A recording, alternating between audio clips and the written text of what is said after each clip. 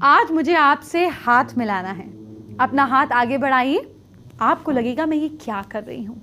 दरअसल मैं आपके हाथ मिलाने का तरीका देखना चाह रही हूँ और वो मैंने देख लिया। आपको हाथ मिलाने का तरीका और हाथ मिलाते ही सामने वाले का राज पहचानने की ट्रिक भी बताऊंगी। आपकी हथेली के रंग से जुड़ा आपका सौभाग्य भी जानेंगे। आज आपको बताऊंगी किस समस्या के लिए किस तरह के शिवलिंग की पूजा करनी चाहिए और शिव पर क्या अर्पित करने से हर संकट टलता है। साथ ही आपको पलक झपकाने की बहुत ही इंटरेस्टिंग जानकारी दूंगी। आज का पहला महाउपाय क्या है ये जान लीजिए। क्या मनोकामना पूरी नहीं हो रही है?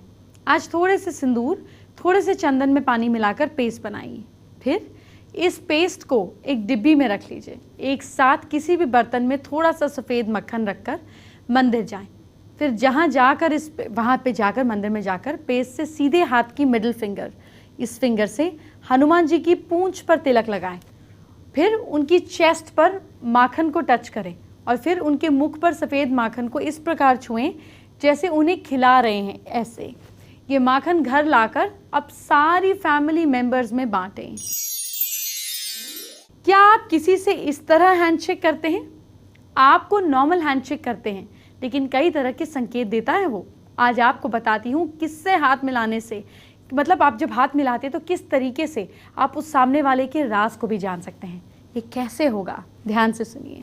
हस्तरेखा शास्त्र के अनुसार अगर किसी व्यक्ति की हथेली पतली, कठोर और सूखी हो, बिल्कुल सूखी, तो वो इंसान चिंतित रहने वाला होता है, ज़्यादा समय घबराया हुआ रहता है।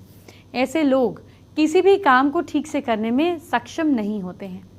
जिन लोगों की हथेली मोटी, भारी और कोमल हो, वो बहुत विलासी होते हैं। ऐसे लोग अपने जीवन सारे सुख सुविधाओं के साथ व्यतीत करते हैं। इनके पास ऐश और आराम की सभी चीज़ें होती हैं। हस्तरेखा के अनुसार जिन लोगों की हथेली पतली हो, कोमल हो, पिलपिली हो, वो लोग आलस के अधीन होते हैं, आराम पसंद होते हैं। ऐसे लोग आलस के कारण कई बार नुकसान भी करवा लेते हैं। हस्तरेखा के अनुसार अगर कठोर हथेली वाले लोग जो है मेहनती होते हैं, अगर हथेली उंगलियां बिल्कुल इक्वल साइज की हो, स्थिर हो, तो ऐसे लोग मन से मेहनत करने वाले होते हैं और किसी भी बात को जल्दी समझ लेते हैं और सभी के साथ नॉर्मल, न्यूट्रल व्यवहार करने वाले होते हैं। जिन लोगों की हथेली में गड्ढा हो, ऐसे करने पर गड्ढा दिखे, ऐसे लोगों को भाग्यहीन समझा जाता है। हस्तरेखा शास्त्र के अनुसार हथेली में गड्ढा शुभ नहीं होता। ऐसे करके देखिए, अगर बहुत डीप गड्ढा दिखता है इधर सेंटर में, तो ऐसे लोगों को भाग्यहीन कहा जाता है। ऐसी हथेली वाले लोग ज़्यादा समय परेशानियों से घिरे रहते हैं। जो लोग बहुत सोच समझकर काम करते हैं, उनकी हथेली बड़ी होती है। उंगलियों के मुकाबले हथेली ज़्यादा बड़ी होती है। और जिन लोगों की हथेली बड़ी होती है, ऐसे लोग काम को बहुत अच्छे ढंग से करते हैं और इन्हें सफलता भी मिलती है। जिन लोगों की हथेली नॉर्मल से छोटी होती है, वो अपनी योजनाओं को ठीक से लागू नहीं कर पाते हैं। लंबी हथेली मतलब गुड एग्जीक्यूटर, छोटी हथेली बैड एग्जीक्यूटर। आप ज़्यादातर नोटिस करेंगे कि जिन लोगों की हथेली छोटी होती है, ऐसे लोगों की हैंडराइटिंग बड़ी होती है। अगर किसी व्यक्ति की हथेली लचीली हो, ऐसे मुड़ जाती हो, और अंगूठा भी लचीला हो, पीछे आसानी से मुड़ जाता हो, तो ऐसे लोग किसी भी परिस्थिति में आसानी से खुद को सेट कर लेते हैं। ये लोग कई लोगों की बातों को आसानी से सुनते हैं। जिन लोगों का अंगूठा बिल्कुल कठोर, सीधा होता है, ये लोग आसानी से दूसरों की बात से सहमत नहीं होते। इस प्रकार के अंगूठे वाले लोग हमेशा सतर्क रहने वाले और किसी पर भरोसा नहीं करने वाले होते हैं। जब हैंडशेक की बात कर ही रही हूँ, तो आज मैं आपको हथेलियों के रंग के बारे में बताती हूँ। हाथ की रेखा और हाथ का आकार तो मैंने आपको कई बार बताया है और बताती भी रहूँगी, लेकिन आज मैं आपको हाथ के रंग से आपका सौभाग्य समझाती हूँ। हाथ का रंग पीला होना, अगर किसी व्यक्ति की हथेली का रंग पीला दिखाई देता है तो ये शुभ लक्षण नहीं होता। पीले रंग की हथेली इंसान की कमज़ोरी का और उसकी तरफ इशारा करता है। ऐसी हथेली वाले लोग कई प्रकार की बीमारियां होने का उनके अंदर डर बना रहता है। अगर किसी की स्त्री की हथेली का रंग पीला है तो वो पुरुष की ओर जल्दी आकर्षित हो सकती है, और साथ ही पुरुष की हथेली का रंग पीला है तो वो किसी स्त्री की ओर जल्दी आकर्षित हो जाता है। हथेली का रंग मटमैला है। जिन लोगों की हथेली मटमैले रंग की होती है, वो जीवन में ज़्यादातर समय दरिद्रता का सामना करते हैं। धन की कमी के कारण ये लोग निराश होते हैं। ऐसी हथेली वाला व्यक्ति कड़ी मेहनत के बाद भी नॉर्मल जिंदगी ही जी पाते हैं। हथेली पर दाग धब्बे होना। जब किसी व्यक्ति की हथेली पर दाग धब्बे दिखाई देते हैं तो ये लोग नशे की लत का शिकार हो सकते हैं। ऐसे लोगों के जीवन में सुख सुविधा नहीं होती है। हथेली का रंग सफ़ेद होना। अगर हथेली का रंग सफ़ेद है या उसमें चमक ना हो तो जिन लोगों की हथेली ऐसी होती है वो उत्साही नहीं होते हैं, किसी भी काम को एनर्जी से नहीं करते हैं। ऐसे लोग अकेले में रहना पसंद करते हैं। किसी बहुत अच्छे इवेंट या पार्टी में इनका मन नहीं लगता। चमकदार सफ़ेद रंग जिन लोगों की हथेली का होता है और चमकदार भी होता है, सुंदर दिखाई देता है, ऐसे लोगों का मन अध्यात्म की ओर मुड़ता है। बड़े साधु संत बनने वाले इनके योग होते हैं। इस तरह की हथेलियों में बहुत शक्ति होती है। ये लोग शांति प्रिय होते हैं। हथेली का रंग लाल होता है। जिन लोगों की हथेली का कलर रेडिश में होता है, ऐसे लोग बेसिकली, और चमकदार भी हो, चिकनी दिखाई दे, तो इन लोगों पर कहीं ना कहीं महालक्ष्मी की विशेष कृपा होती है। ऐसे लोगों के जीवन में सभी सुख सुविधाएं रहती हैं। लाल रंग की हथेली वाले लोग स्वभाव से भावुक और थोड़े क्रोधी होते हैं। कभी कभी इन्हें छोटी छोटी बातों पर क्रोध आ जाता है। हथेली का रंग गुलाबी होना। गहरा गुलाबी, जिस व्यक्ति की हथेली का रंग गहरा गुलाबी दिखाई देता है वो शाही सुख प्राप्त करने वाला होता है। अगर इन लोगों की छोटी छोटी बातें भी पूरी नहीं होती तो इन्हें गुस्सा आ जाता है। हालांकि ये लोग बहुत जल्दी खुश भी हो जाते हैं।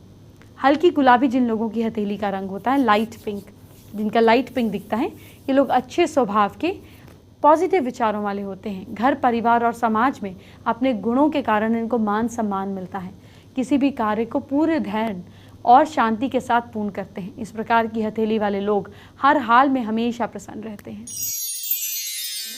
अब आज का दूसरा महा उपाय क्या है ये जानते हैं। क्या कारोबार और दुकान में फ़ायदा नहीं हो रहा है? पीपल के पेड़ का एक पत्ता लें, उसे गंगा जल से धो लें। गंगा जल ना होने पर आप दूध से धो सकते हैं या फिर सिंपल जल से भी धो सकते हैं। इस पत्ते पर किसी भी पेन से ये मंत्र लिखें, जय वीर हनुमान। फिर इस पत्ते को घर के मंदिर में हनुमान जी की फोटो या मूर्ति के सामने रख दें। अगले दिन अपने ऑफिस या दुकान या काम की जगह पर जहाँ पर आप बैठते हैं उसके पास इस पत्ते को रख दें। 7 डेज तक ऐसा करें। 8वें दिन सारे पत्ते इकट्ठे करके पानी के पास छोड़ दें। आज आपको एक बहुत ही इंटरेस्टिंग जानकारी देती हूँ। आपको पलक झपकाने के हिसाब से किस इंसान की पर्सनालिटी कैसी होती है ये बता देती हूँ। बस थोड़ा सा टाइम नोट करना है। बहुत ही इंटरेस्टिंग इन्फॉर्मेशन आपको देने जा रही हूँ। जो लोग 5 सेकंड के गैप में पलकें झपकाते हैं, ऐसे लोग जीवन में परेशान रहते हैं। जीवन में धन और प्रॉस्पेरिटी की कमी होती है। 10 सेकंड के गैप में जो लोग पलकें झपकाने वाले होते हैं, ये दूसरों पर निर्भर करते हैं, दूसरों से अपना काम करवाकर खुशी महसूस करते हैं। 15 सेकंड के गैप में जो लोग पलकें झपकाने वाले होते हैं, ये लोग क्लेवर नेचर के होते हैं, जल्दी जल्दी फैसला करते हैं। 20 सेकंड के गैप में जो लोग पलकें झपकाने वाले होते हैं, ये स्थिर बुद्धि वाले, प्रभावशाली पर्सनालिटी के मालिक होते हैं। 25 सेकंड या इससे ज़्यादा समय में, इससे ज़्यादा गैप में पलकें झपकाने वाले लोग आकर्षक पर्सनालिटी वाले, अच्छे व्यवहार से सबको इन्फ्लुएंस कर लेते हैं। हम शिव पर और सोमवार पर और बात करें इससे पहले आपको कुछ खास दिखाती हूँ। ज्वेलरी एक ऐसी चीज़ है जो आपको हमेशा से ही ट्रेंडी बनाती है। आप अगर अच्छे से आपने मेकअप नहीं किया या फिर थोड़े से अगर आप खुद को अच्छे से कैरी नहीं कर रहे हैं और अगर आप अच्छी सी एक ज्वेलरी कैरी करते हैं तो आपका जो लुक है वो पूरा कंप्लीट हो जाता है। और अभी मैं आ गई हूँ नेकलेसेस की शॉपिंग करने और यहाँ पर आप देख सकते हैं कि अलग अलग तरह के नेकलेसेस आपको यहाँ पे दिख जाएंगे। खास बात यह है कि ये इस तरह के नेकलेसेस हैं जिसके लिए आपको बहुत ज़्यादा मिक्स एंड मैच की प्रॉब्लम नहीं आने वाली है और बहुत ज़्यादा आपको इस बात की प्रॉब्लम नहीं आने वाली है कि आप इंडियन के साथ कैरी करें या फिर वेस्टर्न के साथ। कुछ जो हॉट सेलिंग प्राइजेज़ हैं, हॉट सेलिंग जो पीसेज हैं वो मैं आपको दिखा रही हूँ। आप देख सकते हैं कि इस तरह के लेयर्ड नेकलेसेस बहुत ज़्यादा पसंद किए जा रहे हैं और एक फेंग शुई लुक की ये नेकलेसेस आते हैं। इसमें भी आपको अलग अलग ऑप्शंस मिल जाएंगे। कुछ अगर बड़े बीड्स के आप चाहते हैं तो उस तरह के भी आपको ऑप्शंस होंगे। अलग अलग कलर्स आपको यहाँ पे मिलेंगे और ये कुछ वो कलर्स हैं जो सभी ड्रेसेस के साथ आप कैरी कर सकते हैं। कुछ और पीसेज अगर आपको दिखाती हूँ तो ये देखिए, ये कुछ ऐसे पीसेज पीसेज हैं जो कि आप और ज़्यादा बड़े बीट्स के आपको पीसेस दिखेंगे। ख़ास बात यह है कि अगर आप इस तरह के पीसेस कैरी करते हैं तो आपको इयररिंग्स की या फिर किसी और एक्सेसरी की ज़रूरत नहीं पड़ने वाली है। इस तरह के सोलो पीसेस आप कैरी कर सकते हैं। ये आप ख़ास तौर पे किसी एक पर्टिकुलर ड्रेस के लिए कैरी करें या अगर आपने कोई मरून या रेड कलर की ड्रेस पहन रखी है आप उसके साथ मैचिंग कर सकते हैं। अगर आप चाहते हैं कि थोड़ा सा मिक्स एंड मैच रहे, थोड़ा सा कॉन्ट्रास्ट लुक रहे, तो उसके लिए आप इस तरह के वाइट, ब्लू या फिर देखिए इस तरह के मल्टी लेयर्ड नेकलेसेस आप कैरी कर सकते हैं, बेहद खूबसूरत लगेंगे। अगर आप इस तरह के लुक के शौकीन हैं, यानी कि लेयर्ड चेन रहेंगी और आपको एक नीचे ये इस तरह का एक डिज़ाइन मिलेगा, तो वो भी बहुत खूबसूरत है। एक एंटीक लुक ये देता है और इसमें भी आपके पास बहुत सारे ऑप्शंस मिल जाएंगे। एक स्टाइल मैं आपको बताऊं जो इन दिनों बहुत ज़्यादा पसंद है, वो ये लुक है। आप देखेंगे कि इसमें साइड में आपको 2 डिज़ाइन दिखेंगे और बाकी आपको मल्टी लेयर्ड यहाँ पर सारा पूरा पीस जो होगी वो चेन होगी वो पूरी मल्टी लेयर्ड होगी। तो बहुत सारे ऑप्शंस आपके पास हैं, कोई भी एक ऑप्शन आप इनमें से चूज़ कर सकते हैं और बिल्कुल कन्फ्यूजन की बात नहीं है, क्योंकि आप इसको चाहे वेस्टर्न के साथ कैरी करें, इंडियन के साथ कैरी करें, सभी में खूबसूरत लगेगी। और अगर सिर्फ आप ये नेकलेसेस पहन लेते हैं तो आपको फिर इयररिंग्स या फिर किसी और एक्सेसरी की ज़रूरत नहीं पड़ने वाली। अब आज का तीसरा महाउपाय जान लेते हैं। क्या उधार दिया हुआ पैसा फंस गया है? एक सफ़ेद कागज़ पर आप किसी भी पेन से उस व्यक्ति का नाम लिखें जिसे पैसे उधार दिए हैं। हनुमान जी के सामने कोई भी एक प्लेट रखें, उस प्लेट पर नमक फैला दें, फिर नमक पर वो सफ़ेद कागज़ रखें जिस पर उस व्यक्ति का नाम लिखा हो। इस कागज़ पर आटे से दिया बनाकर सरसों का तेल भरकर दिया जलाएं। इसके बाद हनुमान चालीसा पढ़ें। सोमवार के दिन आपको शिवलिंग की बहुत ही ज़रूरी जानकारी देने जा रही हूँ। आपको किस संकट के लिए किस शिवलिंग की पूजा करनी है ये जानना बहुत ज़्यादा ज़रूरी है। आप खुद भी पूरी विधि से शिवलिंग बना सकते हैं। वो किसने बनाना है, कैसे बनाना है, ये सारी इन्फॉर्मेशन आपको बताती हूँ। दही को कपड़े में बांधकर निचोड़ देने के बाद उससे जो शिवलिंग बनता है उसका पूजन करने से समस्त सुख धन की प्राप्ति होती है। मिर्च पीपल के चूर्ण के नमक से मिलकर बने शिवलिंग की पूजा करने से मनोकामना पूरी होती है। लहसुनिया के बने शिवलिंग की पूजा करने से शत्रुओं का नाश होता है, विजय मिलती है। बिब्बर के मिट्टी के बने शिवलिंग की पूजा करने से जहरीली चीज़ों से आपको बचाव होता है। कपूर के बने शिवलिंग का पूजन करने से आध्यात्मिक सफलता मिलती है, मुक्ति मिलती है। किसी भी फल को शिवलिंग के समान रखकर उसकी पूजा करने से उत्तम फल होता है। यज्ञ की भस्म से बने शिवलिंग की पूजा कई सिद्धियां मिलती हैं। यदि बांस के अंकुर को शिवलिंग के समान काट कर पूजा करने से वंश वृद्धि होती है, संतान प्राप्ति होती है। मिश्री से बने शिवलिंग की पूजा करने से रोगों का नाश होता है, लेकिन डॉक्टर का इलाज ज़रूर कराएं। गुड़ के बने शिवलिंग में अन्न चिपकाकर शिवलिंग बनाकर पूजा करने से फसल अच्छी होती है। जो हमारे किसान दर्शक हैं उनके लिए ये बहुत अच्छा है। आंवले के बने शिवलिंग को रुद्र अभिषेक करने से मुक्ति और मोक्ष की प्राप्ति होती है। फूलों के बने शिवलिंग की पूजा से प्रॉपर्टी मिलती है।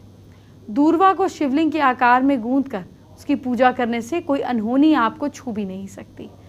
जौ, गेहूं, चावल तीनों को एक समान भाग में मिलाकर आटे के बने शिवलिंग की पूजा करने से परिवार में सुख समृद्धि आती है। स्फटिक के शिवलिंग का पूजन करने से सभी कामनाओं को पूरा करने की शक्ति मिलती है। मोती के बने शिवलिंग का पूजन करने से स्त्री के सौभाग्य में वृद्धि होती है। सोने से बने शिवलिंग का पूजन करने से समस्त सुख समृद्धि की वृद्धि होती है। चांदी के बने शिवलिंग का पूजन करने से धन धान्य बढ़ता है। पीपल की लकड़ी से बना शिवलिंग जो है ये दरिद्रता को दूर भगाता है। पारद शिवलिंग का अभिषेक सबसे अच्छा माना गया है। घर में पारद शिवलिंग सौभाग्य, शांति, स्वास्थ्य, सुरक्षा के लिए सौभाग्यशाली है। दुकान, ऑफिस और फैक्ट्री में कारोबार को बढ़ाने के लिए पारद शिवलिंग का पूजन एक अचूक उपाय है। शिवलिंग के मात्र दर्शन से ही सौभाग्यशाली होते हैं। इसके लिए किसी प्राण प्रतिष्ठा की जरूरत नहीं, पर इसके लिए ज़्यादा लाभ उठाने के लिए पूजन जरूर करना चाहिए। आइए अब आपको आज का चौथा महाउपाय बताते हैं। क्या कोई ऐसा रिश्ता है जिसको आप बेहतर करना चाहते हैं? रात को हनुमान मंदिर जाएं, मूर्ति के सामने जाकर सरसों का तेल भरकर 4 मुंह वाला दिया जलाना है। हनुमान चालीसा का पाठ करें, हनुमान जी को प्रणाम करके घर आ जाएं। घर में रिलेशनशिप्स अच्छे होने लगेंगे।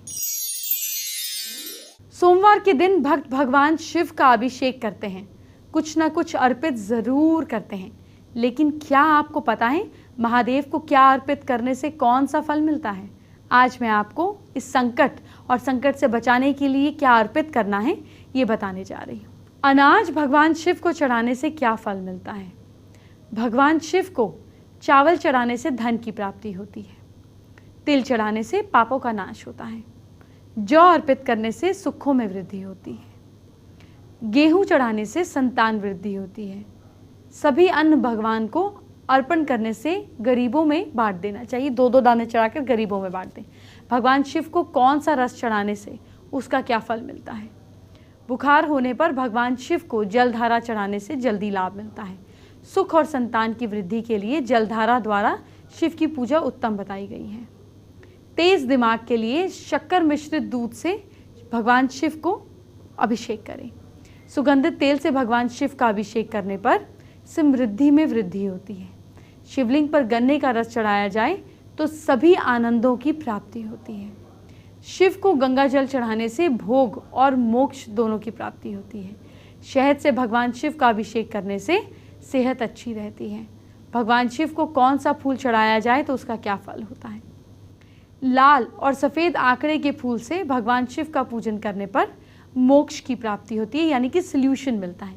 चमेली के फूल से पूजन करने पर गाड़ी का सुख मिलता है। अलसी के फूलों से शिव का पूजन करने से भगवान विष्णु को प्रिय होते हैं। शमी पत्तों के पूजन करने पर मोक्ष की प्राप्ति होती है। बेला के फूल से पूजन करने पर सुंदर और सुशील पत्नी मिलती है। जूही के फूल से शिव का पूजन करेंगे तो घर में कभी अन्न की कमी नहीं होगी। कनेर के फूलों से शिव पूजन करने से नए वस्त्र मिलते हैं। हर सिंगार के फूलों से पूजन करने पर सुख संपत्ति में वृद्धि होती है। धतूरे के फूल से पूजन करने पर भगवान शंकर संतान देते हैं, जो नाम ऊंचा करती है। लाल डंठल वाला धतूरा अगर इसकी पूजन करते हैं तो ये शुभ माना गया है। दूर्वा से पूजन करने पर आयु बढ़ती है। आइए बात करते हैं आज की स्पेशल एस्ट्रो टिप का।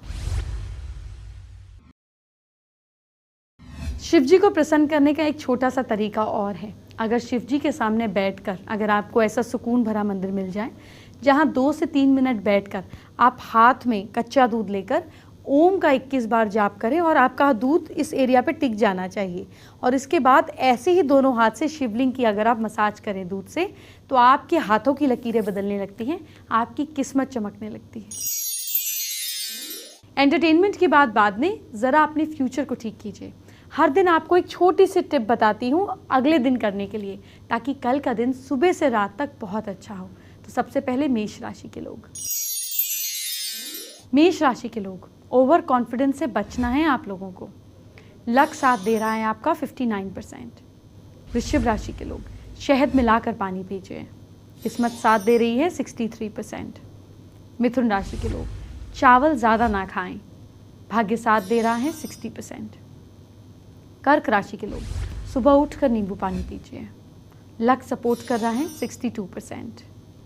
सिंह राशि के लोग, शाम को पार्क में टहलने जाइए। भाग्य साथ दे रहा है 65%।